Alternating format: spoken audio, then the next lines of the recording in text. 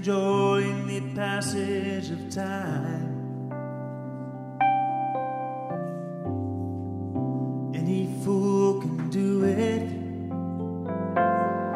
There ain't nothing to it. Nobody knows how it got to the top of the hill. Since we're on our way down, might as well enjoy the ride. The secret of love is in opening up your heart. It's okay to feel afraid. Don't let that stand in your way, no, no. 'Cause everyone knows that love is the only road. Since we're only here for a while, yeah, now might as well show some style. Give us a smile now, isn't it a lovely ride? Sliding down and gliding down, oh, try not to try too hard, it's just a lovely ride. Think about time isn't really real. It's all on your point of view. How does it feel for you in there? Einstein said that he could never understand it all. Planets spinning through space, smile upon your face. Welcome to the human race, and some kind of lovely ride. Sliding down, gliding down, oh, try not to try too hard, it's just a lovely ride. Isn't that a lovely ride? Oh, mama, yes. See me sliding down and gliding down. Oh, try not to try too hard. It's just a lovely ride.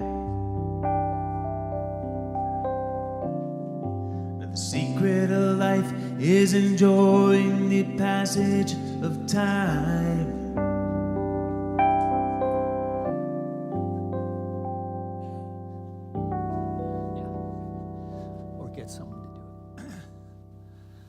Hello, how are you?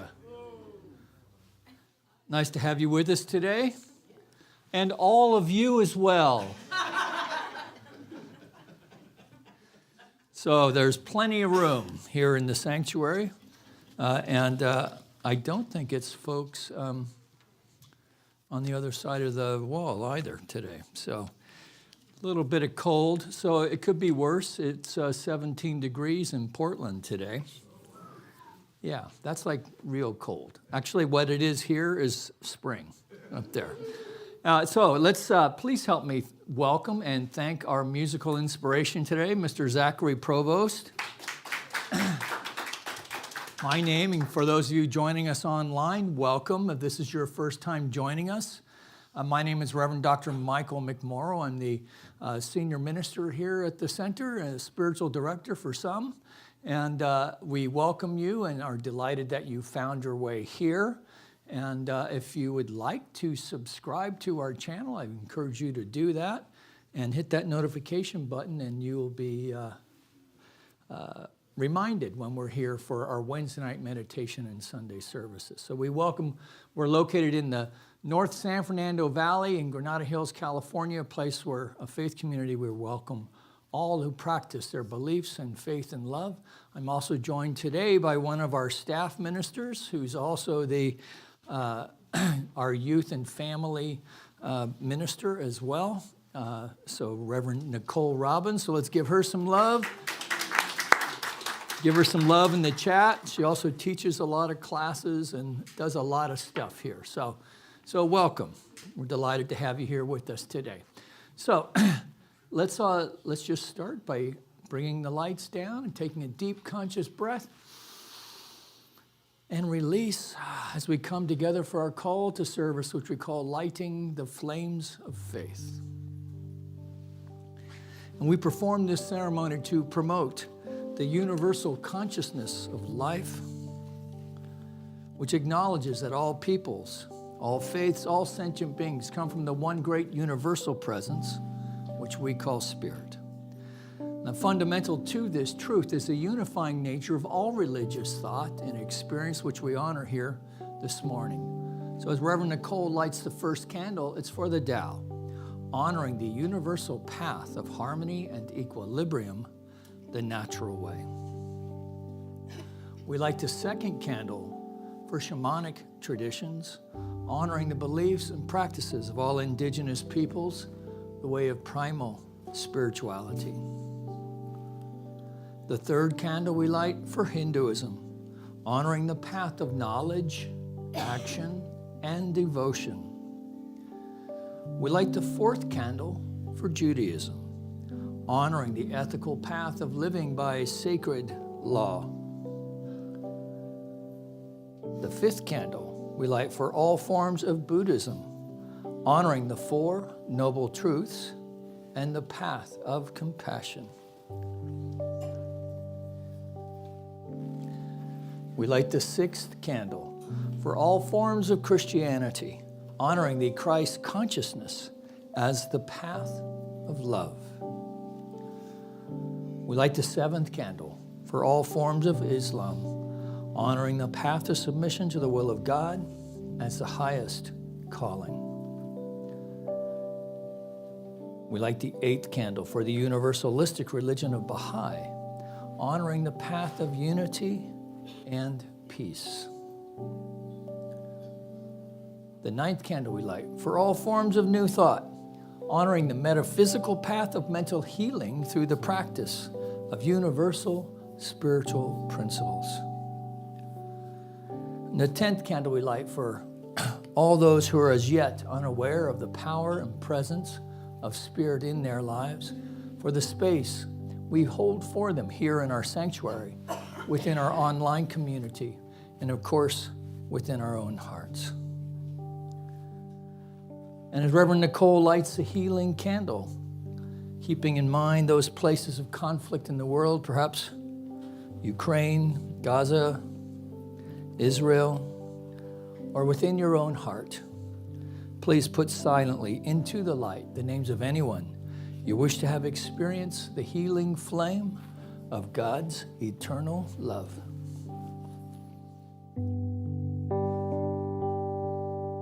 There is one flame that burns in our hearts. There is one light that shines through our love. We light this flame with faith. We find this light within our own soul. There is one flame, one light within. It's with a grateful heart that I recognize this one light, this one love, this one heart within me and each and every one here, knowing that we are all connected to this source, this divine energy, this perfect wisdom, the perfect situation, perfect health, perfect wholeness, knowing that we are this. I'm just so grateful to be here today to celebrate this Sunday, this church day, this spiritual day with each and every one here. And I just bless this ceremony knowing that it is heart-centered. It's just inspiring. It's just filled with joy, peace, harmony, and the words land on open minds. And we just move from glory to greater glory, knowing that this is our truth. I'm so grateful for our musicians, our RV, and Reverend Dr. Mike's message. I know all is well, all is wonderful, and I just release and let go, and I know it is so, and together we say, and so it is. Good morning, community. So happy to see my spiritual family here today. It's been quite a year for me. Well, 2023 was quite a year. A little bit challenging. There's a lot of conditions I experienced. I had a good friend move away, which kind of made my heart very sad. In September, my best friend, as many of you know, was diagnosed with stage 4, the condition of stage 4 ovarian. I put my dog down in October, and then December I found out my business is closing after 25 years. And I'm searching for new tennis courts, but it's just been a lot. And then I had an anchor, because in February I had this joyous event I was so excited to go to. And this week I found out that it wasn't going to be happening for me. And it kind of really sideswiped me and just knocked me on my feet. And I put on a happy, face. I can do this. Everything's fine. But inside my heart, it felt like it was being ripped out and stomped on, like my legs were being swept away from me because I was so excited. And this is what got me through those challenging times, knowing, you know what, I can do it. So I went home that night after finding out, and I sat on my patio way until the stars were shining, and just sat there and pondered, just sat in the silence of my house. There was one wonderful thing that happened this year. In December, Santa Claus, the first photo, Santa Claus brought me a new puppy dog. So this is Maisie Grace, also known as Amazing Grace, and she goes by the name of Maisie. And I was sitting there watching her play, and everything was new to her, beginner's mind. She saw a leaf, and then she saw a stick over here, and I don't know where she found half the stuff that she was bringing up to me. And as I sat there pondering about these conditions that I've been experiencing, I realized I just needed to clear and empty out my mind, release attachments, release expectations, and just stay in the now, kind of like my puppy dog was. Just hold in that moment and realize everything that what I feel is hard and painful and hurtful is go through those emotions, but just really go back to that beginner's mind, that I think she's 11 weeks, this 11-week-old puppy that everything is new and exciting. And so I was walking her today, and she heard a car alarm for the first time, and she kind of jumped. And then I also have this other precious puppy. Next slide. This is my Ferguson James. This is my 9-year-old Sheltie. And he's the sweetest dog, loves every dog. And I brought this puppy home, and he was like, what's this? So his whole world pretty much fell apart. And my sweet little puppy dog, Fergus, turned into Cujo around the puppy. But the other day, the tide seemed to switch, and they started playing. But when I was going through this Cujo phase of my little grumpy grandpa here, I looked for trainers. I SOS to everyone. Who has a trainer? Who has a trainer? And out of the list of 8 trainers, I called this woman Karen. And she came over, and we were talking, and she was giving me some insight on how to deal with the new dogs. And she has a puppy class on Sundays in Chatsworth. I'm like, oh, great. I'm in Granada Hills at church on Sunday. And she's like, oh, what church? I'm like, oh, this non-denominational church, Centers for Spiritual Living. She's like, oh, say hi to Dr. Mike, Reverend Mike. And I was like, what? Well, apparently she was a longtime congregant who came to this church. So she says hello. And it's just interesting how the universe works. Like who would have guessed that I would have had a congregant from as a trainer? And I didn't even know her, and there was a long list. So the universe kind of gives us signs that everything's going to be okay. Everything's going to be okay. So this is, what's the other picture?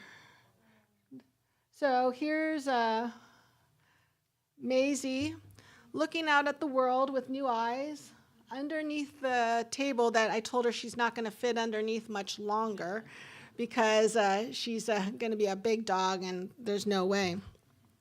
But look through the world with puppy eyes. Look through the world with So when things happen and they get rough, and I'm telling myself this, that there's always that possibility to look at something differently.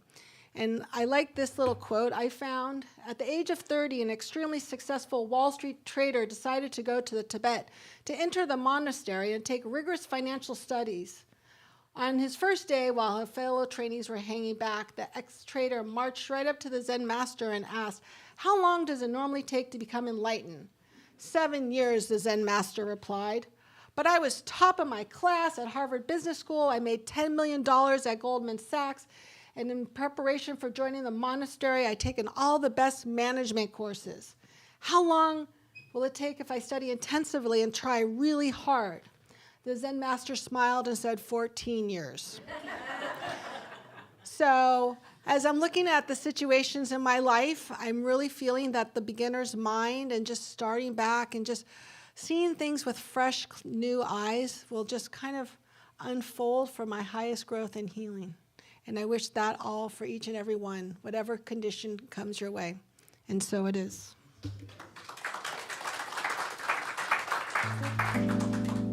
So if you're so inspired when you hear me sing, "Will You Lead Me?" feel free to echo that in response.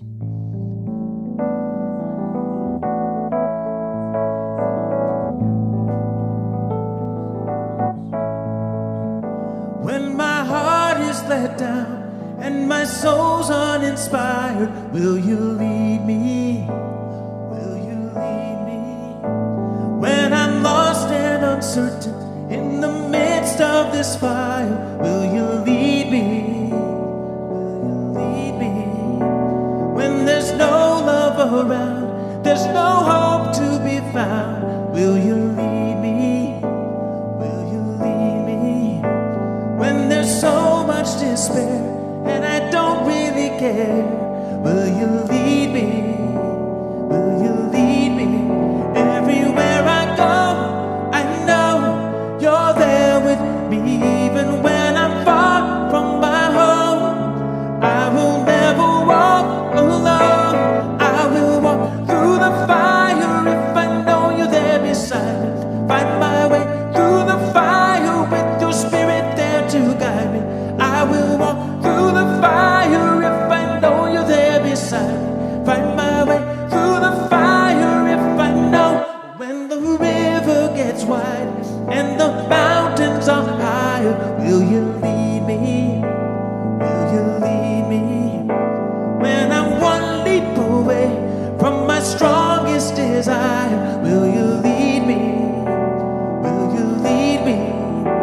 Give my voice a new song, keep me on solid ground. Will you lead me? Will you lead me? Though my feet may get tired, I will walk through this fire. If you lead me, if you lead me, ain't no burden strong enough to bring me down. Knowing you will lift me up each time I fall. I will walk through the fire if I know you're there beside me. Find my way through the fire with your spirit there to guide me. I will walk through the fire if I know you're there beside me. Find my way through the fire with your spirit there to guide me. I will walk through the fire. Thank you. A little more love for Zachary. Woo-hoo. Thank you.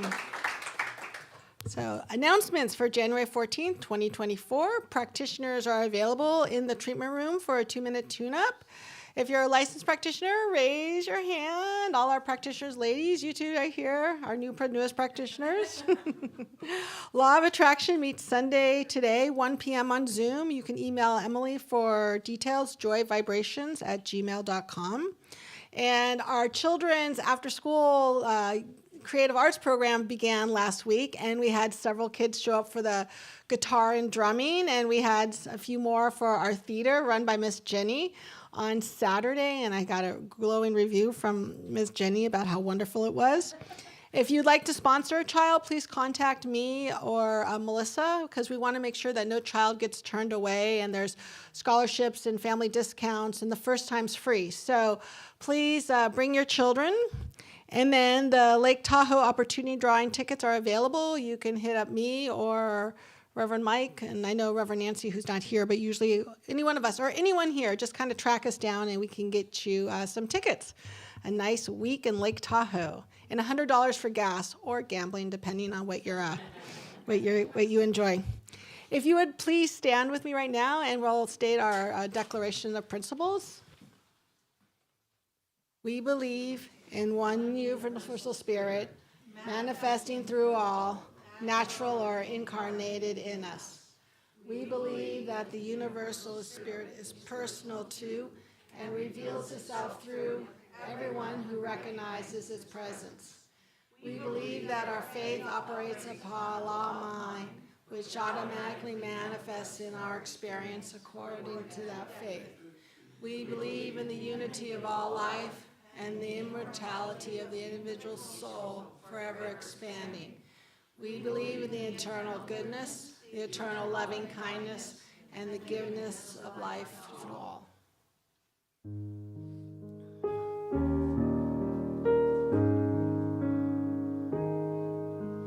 I am holy light. I am holy light. I am holy light. I am one with God. I am perfect health. I am perfect health. I am perfect health. I am one with God. I am beautiful. I am beautiful. I am beautiful. I am one with God. I am holy light. I am holy light. I am holy light. I am one with God.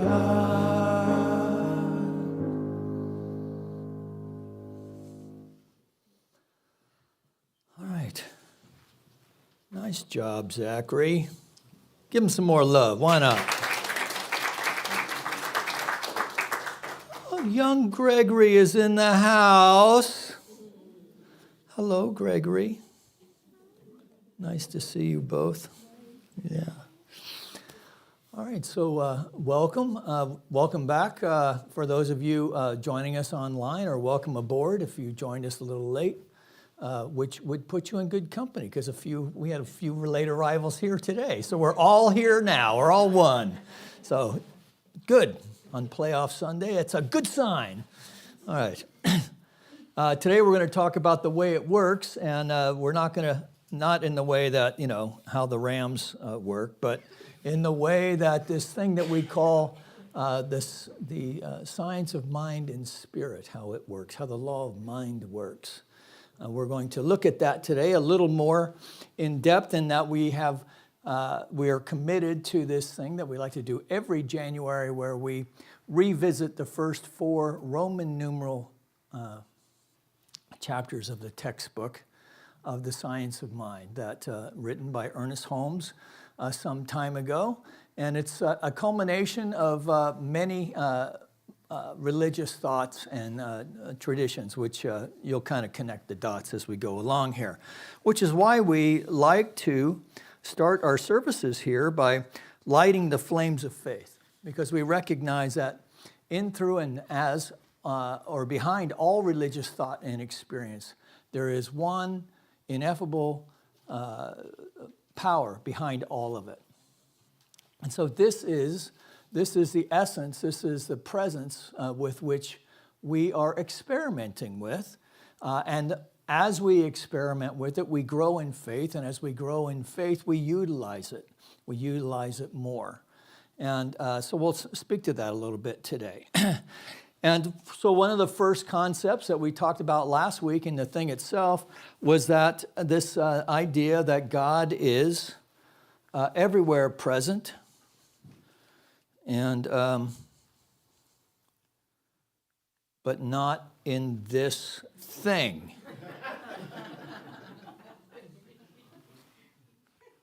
Is it turned off? What does this say? On, off. Okay. Anyway, there's God.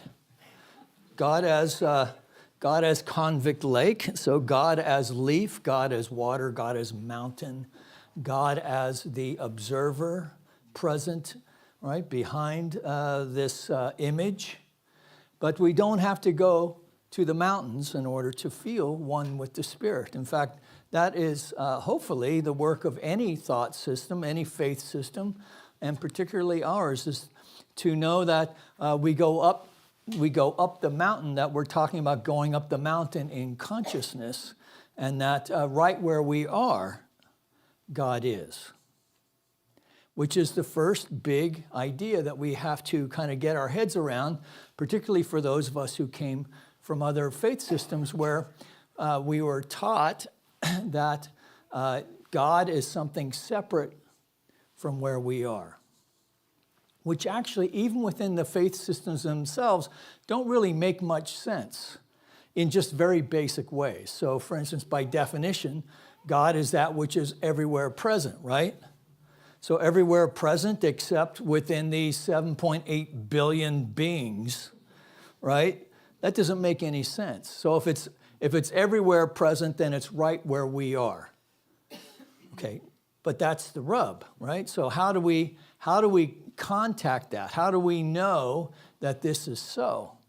Well, sometimes we have to unpack a lot of stuff around that, right? We may think that we can't be that because, we did this and we did that, and we do our last go down the items in our last confession, maybe, where we weren't really sorry for some of those sins, but then we come to a teaching like this, and we see that the idea that a sin is a mistake, a sin is missing the mark. A sin is an error in thought. Because if God is everywhere present, that means that God is within you and within me. And so our task then is to uncover this truth.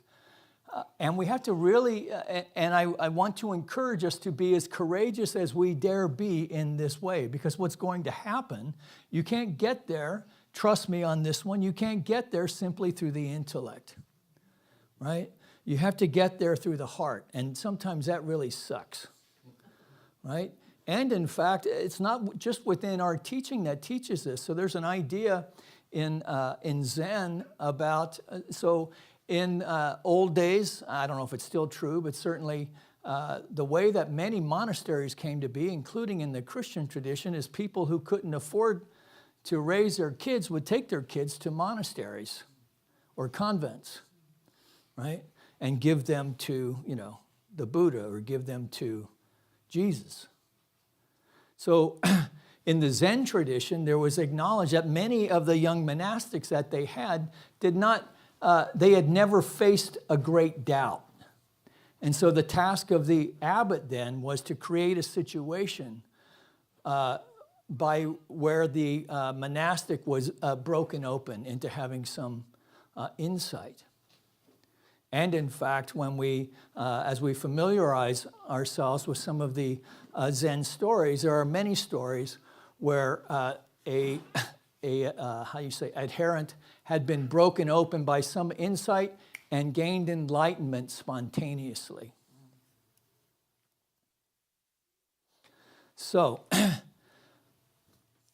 Our way of looking at that is that our life becomes this great laboratory, this great opportunity to prove the infinite power and presence of the divine is alive and well, and we are demonstrating it.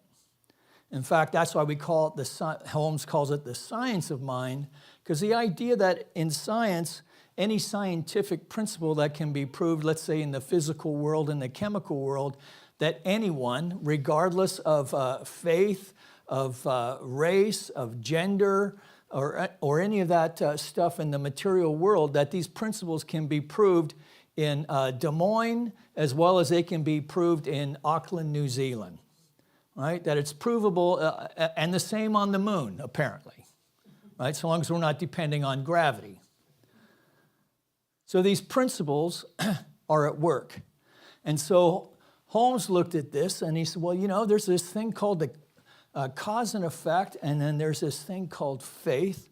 And how can the two of those work together? I don't know if he actually thought it that way, but that's the way I like to think of it. Right? That someone along the line had this great insight that thoughts are things. Holmes wrote thoughts are things. Dr. Roger Thiel says that thoughts thicken into things. Now, how does that happen?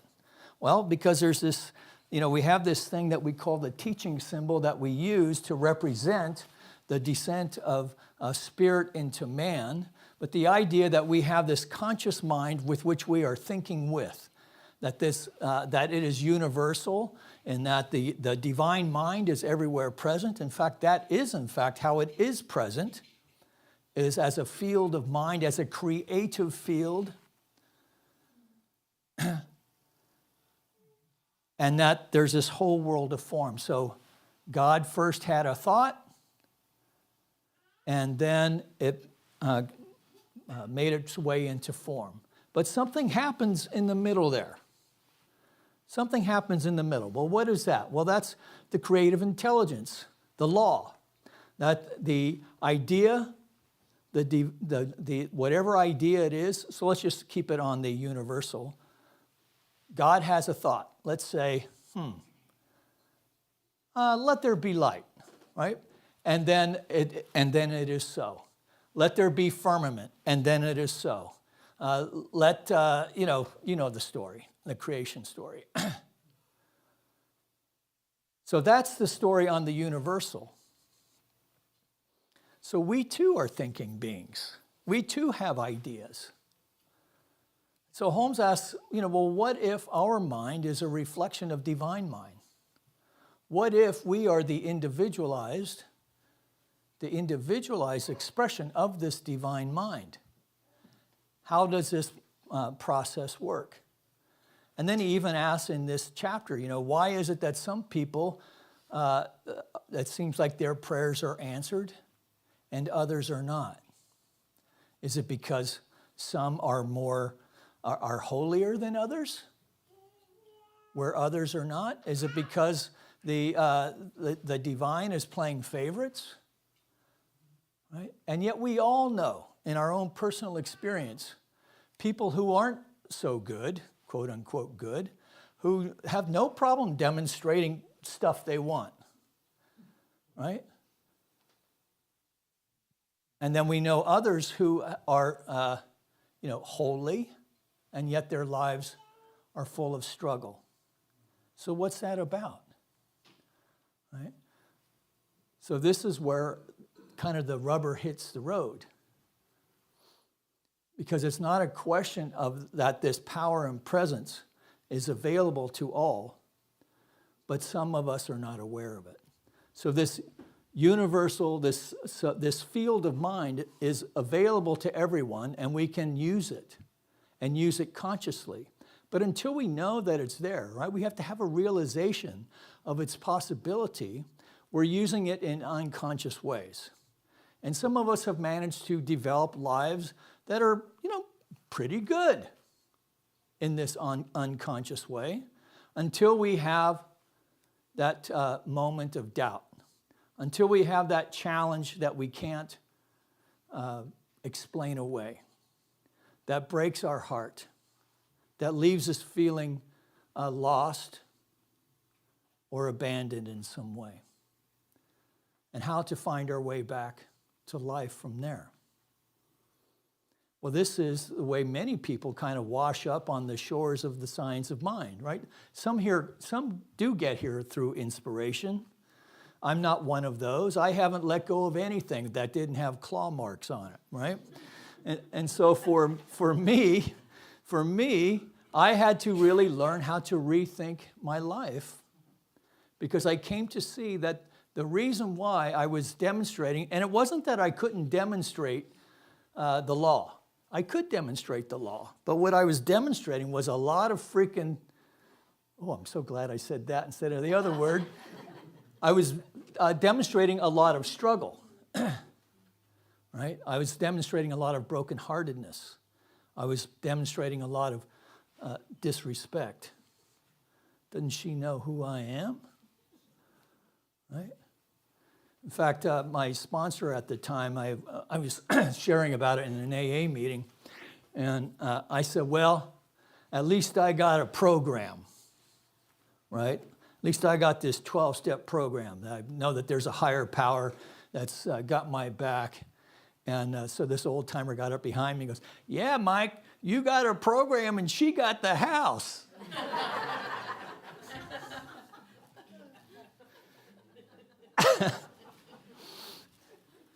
But you know what? It was hers to begin with, so fine. So we're playing around with this thing called the science of mind and spirit. We're playing around with this thing called love and law, right? That given all the many names of the Most High, the one that I like to work with most is love, right? Love untethered from any of the various accoutrements that we may throw onto it. But that essence of love that has no expectations, that has no strings attached.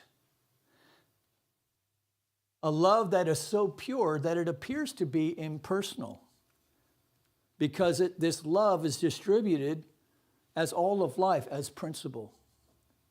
That this love demonstrates itself as creative intelligence.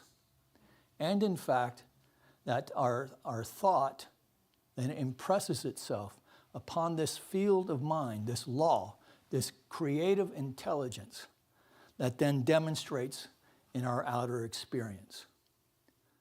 So we go, wow, that sounds pretty cool, that I can use this thing called the law of cause and effect and my spiritual practice, because I'm one of those people who I didn't have a problem believing in spirit. I didn't have any issues with Jesus per se. I had a problem with a lot of, the various houses that the teaching came from, but I didn't have a problem with Jesus. I certainly didn't have a problem with the Holy Spirit. And so I remember the first time that I came here, and I had been working with this idea of higher power, right? Because I'd been wanting to unhitch, because I intuitively felt like there was one power behind all of religion, right? But that's kind of, how do you worship that, right? Which is still kind of a challenge, because this is a mental science. And yet, what happens is we can be broken open either through inspiration or through desperation. It doesn't really matter which way. And we have this awareness that there is this power and presence that is not only the source of all things, but we have an awareness that in truth, really, nothing is working against me. That God is always working in, through, and as me, and for me, Holmes says. God working for me. Well, that was not the way I was raised. And that was kind of when I read that and I felt the resonance around that and felt like it was true, I remember it was like going, it's going to be okay. Okay, my life is out picturing the way it is because I've got old thinking that needs to be healed. Well, I'm ready to heal most of that, right? I'm ready to be mostly coachable, but that's all that's required. So we start playing around with this thing we call the law, and we start demonstrating, depending on what time of year we come in, maybe it's December and we need a parking place, right? Or maybe we're a little love sore and we'd like to demonstrate a companion. Or maybe we need a new job, or whatever it is. We start playing around with this thing seriously, right? And seriously means that we are really working on the power of belief that is driving the whole thing. Because it is done unto you as you believe, right? And it's also the Father's good pleasure to give us the keys to the kingdom. That in my Father's house there are many mansions. There are many rooms. And I'm saving one for you. And you don't have to die to occupy it, right? That I don't have to die to feel the blessings of life. That I can use this life to demonstrate the blessings that are already available to me. If I am willing to take responsibility for my life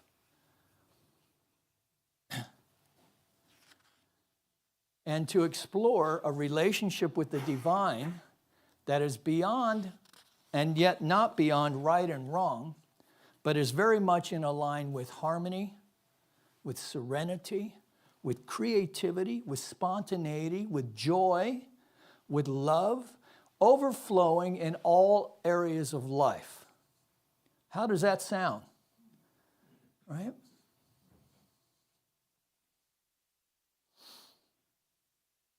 So Holmes writes that experience has taught us that the subjective tendency of this intelligent law of creative force may be consciously directed and used. Holmes called this the greatest discovery of all time.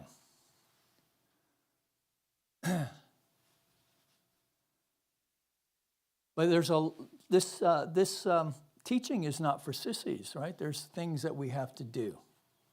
It's not just kind of I say it so and then it happens, right?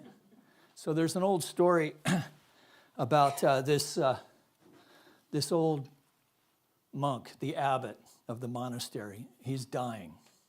And so his monks are around him and they're trying to make him comfortable. And so someone said, well, why don't you get him some warm milk and bring him some more warm milk? And so they're fussing over him and so forth. The novitiate goes out to get the warm milk, and he remembers, oh, someone dropped off a bottle of brandy. So I'll just put some brandy in here, because it was an Irish abbot. So they put some brandy in there into the warm milk. And so they brought it to the abbot, and he took a drink. And he just kind of sighed and relaxed and took another drink. And when he finished, the monks asked him if he had any parting words of wisdom. And he raised up on his bed, up onto his elbows, and raised a hand pointing out the window and said, "Don't sell that cow."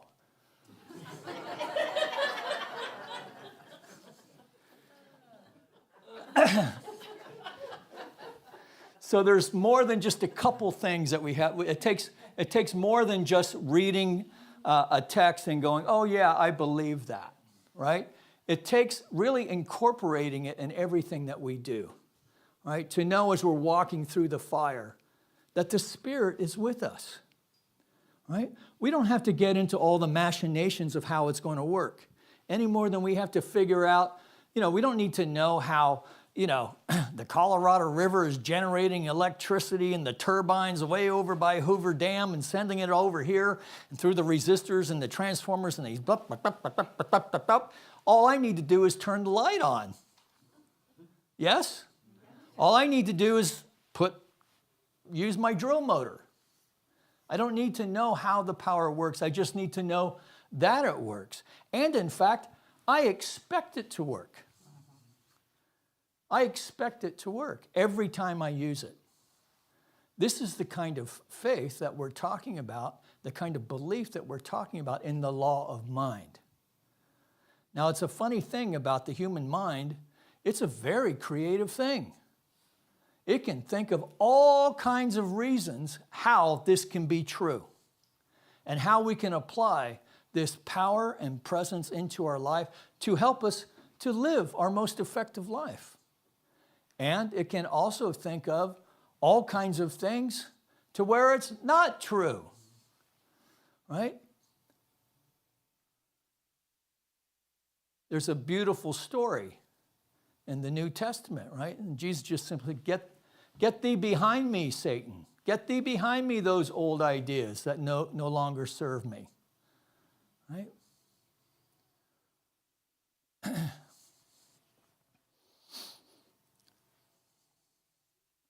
Avatars of mystic experience have taught that when we acknowledge that this power, this presence, this light is in, through, and as all things, we live lives intuitively even that are more joyful, healthy, harmonious, and we feel supported in every way. And in this light we live, move, and have our being, as Luke would say.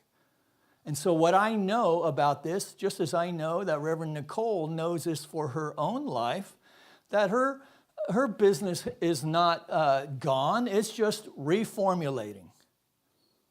Because the Spirit just takes stuff that's around us, and it makes something new out of it. And we are knowing with you and for you that it's going to be something wonderful that has more time and flexibility within it. Because along with that, there's going to be all these kids showing up. There's going to be mayhem around this center as Jenny's trying to keep 20 kids together in the theater group, and the lads are trying to keep all these kids in line in their music lessons, and that we have a performing arts a group where we have 4 or 5 little bands who are coming in here and working on some music so they can learn how to play together. And the energetic of this place is going to be just oozing with the creativity and spontaneity that only children can provide. Right?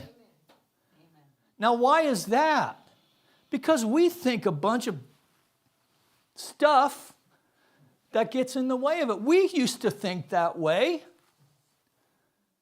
Yes? Yes. Remember when a cardboard box, like you get your kids or your grandkids a new toy, right? And then they find the box that they came in, and now they're flying an airplane, right? And that bicycle that you spent a couple $100 on with a 5-speed and all those, oh, that's fine, but I'm in an airplane right now, right? So that same creativity is available to us, right? It's just we get a lot of stuff downloaded into us that doesn't serve us, right? Every child grows up knowing how to dance, right? Alan Watts tells a story of the young child. I always think of Rosalie's granddaughter, Tallulah, when I think of this story, because I saw her when she was like 2 or 3, and I mean, this kid was joyously dancing. Not a care, not an inhibition in the world. And Alan Watts uses this example that they'll take a child like that and then they'll put him in dance class. And then they'll put them on the pole, and and then they'll do their, thank God this thing is no higher than it is. And they do whatever that's called, that French word. Thibaut, help me out, all right? And they can work that joy right out of the situation. A good teacher won't, of course, right? And how many times do we do that for ourselves? So I think I have been in Science of Mind class with just about everyone here in the room, right? So we know how to do this stuff. We already know how to do it. We know what a spiritual mind treatment is. We know that there's steps, right? But maybe we're a little shy. Maybe we think we can't do this thing because we're not a licensed practitioner.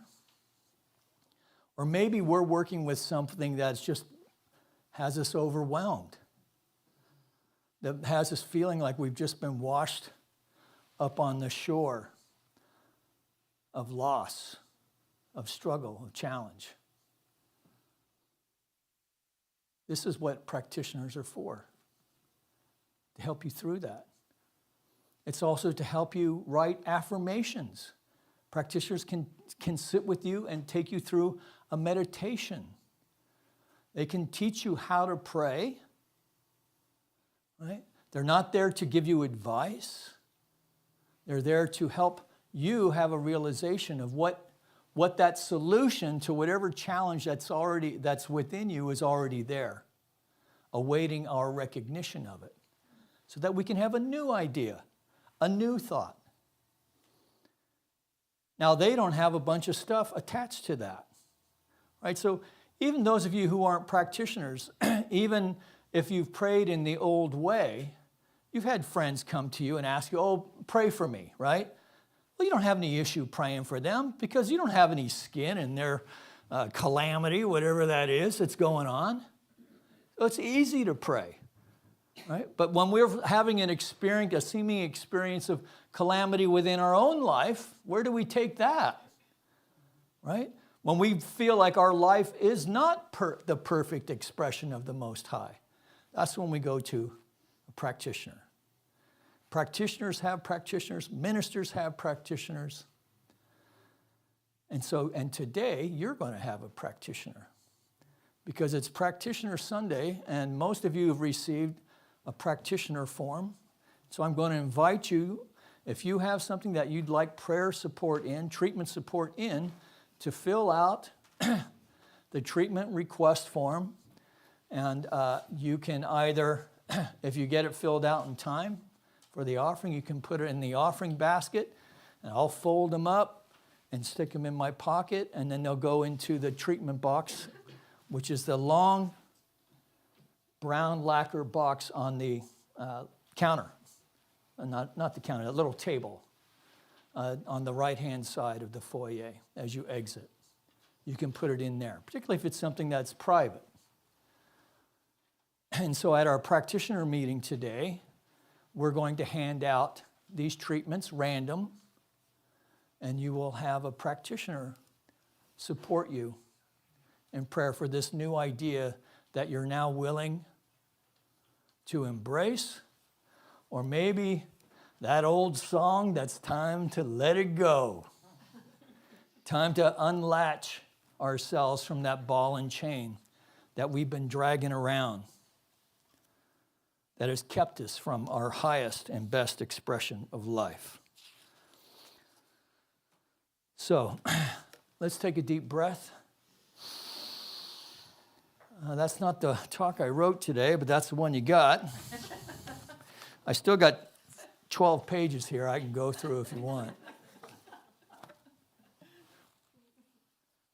So as Zach does a little music behind us, let's just take a deep, conscious breath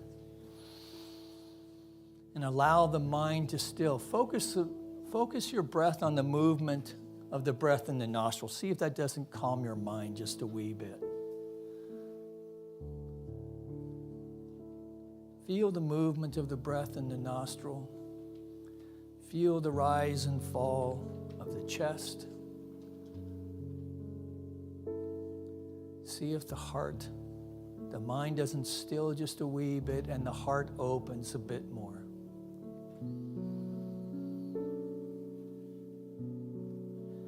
So from this place of receptivity then, we make ourselves open to the divine impress of life, knowing there is that within me, that pattern of perfection within me, that I am connecting with, that flame of the divine within me.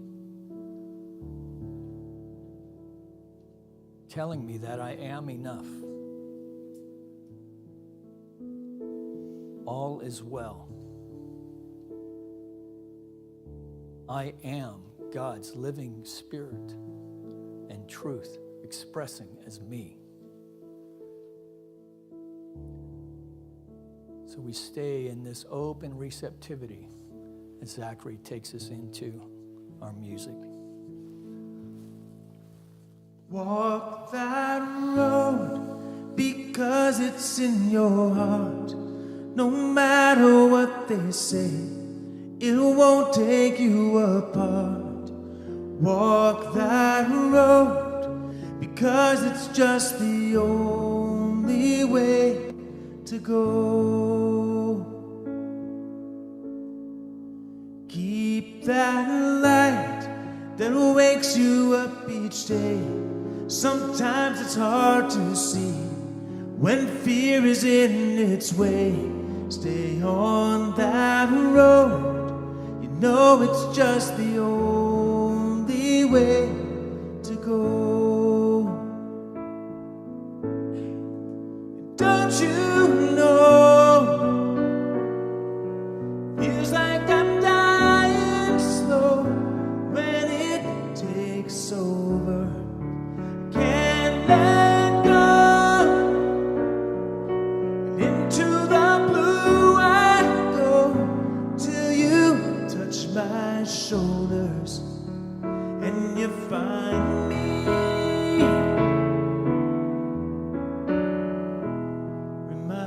Remind me. Be aware of temporary pain with lies you think are true. The minefields it contains. Stay on that road. You know it's just the only way to go.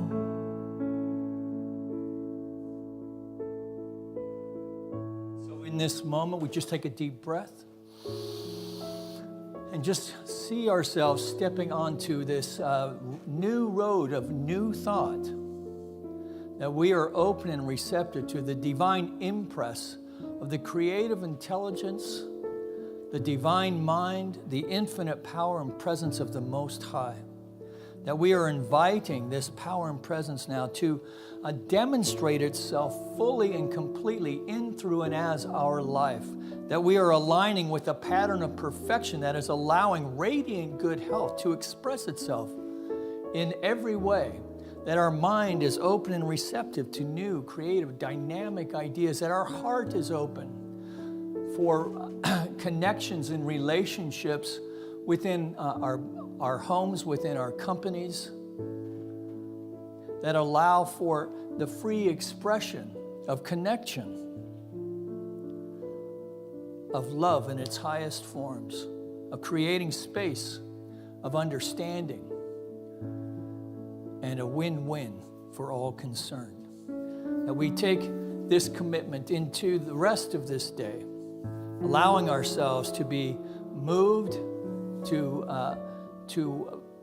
in a new vibrational tone that attunes us to the Most High.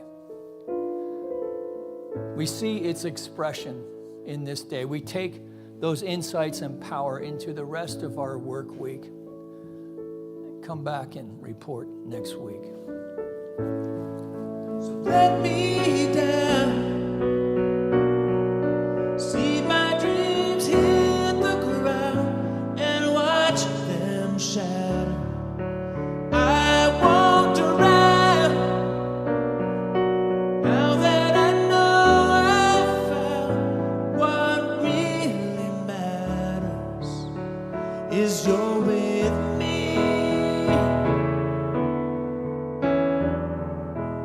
Your love speaks to me. Walk that road because it is your heart. If you should lose your way, just go back to the start. Walk that road 'cause it's just the only way to go. Only one you know.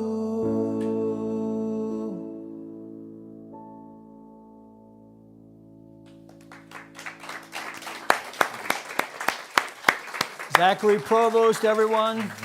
For those of you at home, please give him a little love in the chat there. All right, and as we ask Chloe to bring up our offering basket, as we prepare our gifts for the offering, and go into our offering song.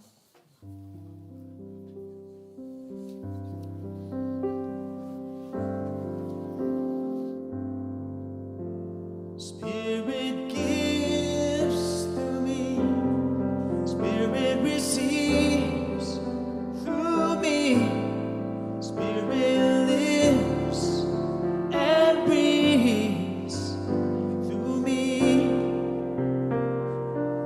through us.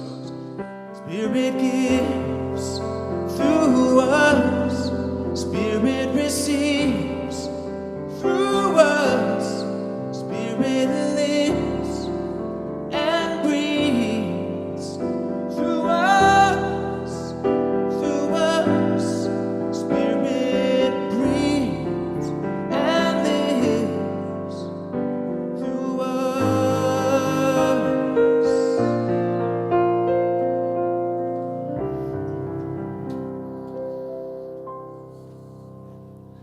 So going within for just a moment longer, taking a deep conscious breath, staying in this present moment as we recognize and know that this basket represents both the generous heart of the individual and the receptive heart of this spiritual community. The generous heart of that individual who knows and knows that they know that God is our source, our substance, our supply.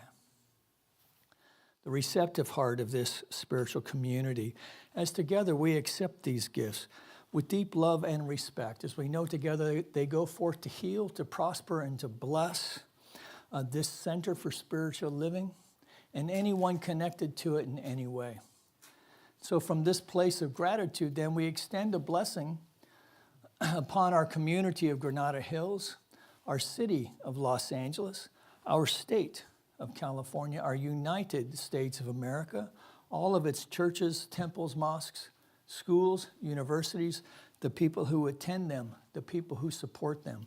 That we know for our planet as well that all of it is in some crazy cosmic way is an expression right from the mind of the Most High. And to the extent that we see our part in bringing forth the love, the power, the peace, the serenity, the creativity, and the joy of this experience, we see what is ours to do and know that we have the power to step into it. That we take this awareness, knowing that it raises not only our own lives, but the lives of those around us as well. And that's a good thing. And together we acknowledge this by saying, and so it is. Amen. So please help me thank Zachary one more time. Thank you. And Reverend Nicole, come on up. Pray us out. It's with this grateful heart that I know we all go forward throughout the weeks with the words of wisdom, the way it works, knowing that our thoughts are things and that we are manifesting things exactly for our highest and best, knowing that the world unfolds exactly what we need when we need it, and we learn from each and every moment. I'm so grateful for this third service, for the beautiful music from Zachary and our message from Reverend Dr. Mike, and knowing our internet had works perfectly.